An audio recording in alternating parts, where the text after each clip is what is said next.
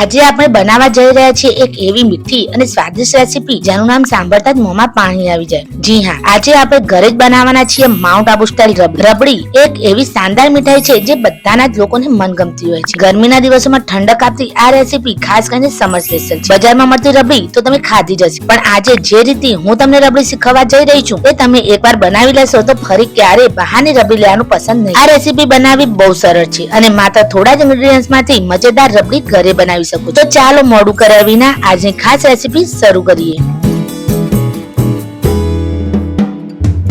જાડી કઢાઈ લઈશું, એમાં અડધી નાની વાટકી અથવા એક મુઠ્ઠી ખાંડ નાખી દઈશું। તમે ખાંડ ના ખાતા હોય તો ખાંડ વિના પણ તમે રબડી બનાવી શકો છો। ખાંડ વિના પણ બહુ ટેસ્ટી રબડી બનશે। ખાંડ પર થોડું પાણી સ્પ્રિંકલ કરી લઈશું। પાણી આપણે વધારે નથી રેડવાનું, ફક્ત હાથોથી થોડા છાંટા સ્પ્રિંકલ કરવાના છે। ખાંડ ઓગળી જાય ત્યાં સુધી ધીમા તાપે આપણે હલાવતા રહીશું। તો ખાંડ ઓગળી ગઈ છે, એમાં 500 ગ્રામ જેટલું દૂધ એડ કરી દઈશું। દૂધ રેડતી વખતે તમારે ચમચો હલાવતા રહેવાનું છે અને દૂધ રેડવાનું છે।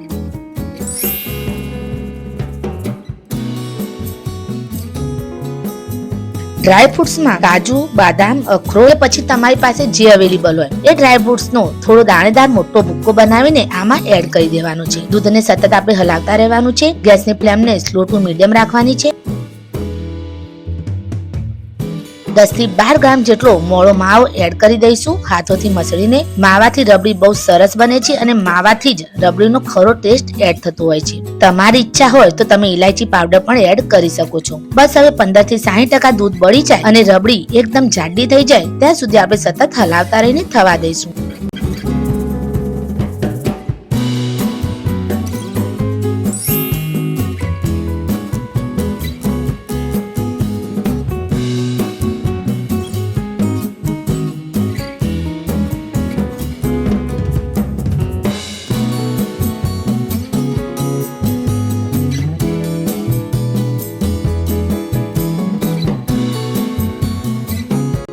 તમે જોઈ શકો છો કે બહુ સરસ રબડી તૈયાર થઈ ગઈ છે। આને આપણે ઠંડુ થવા દઈશું અને ફ્રીજમાં 2 થી 3 કલાક માટે આપણે મૂકી દઈશું।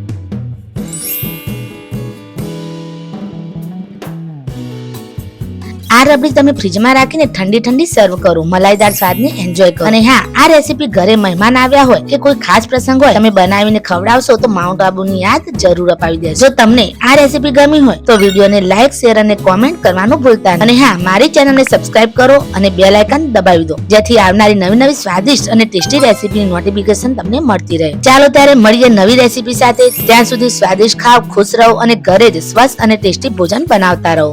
વાવ!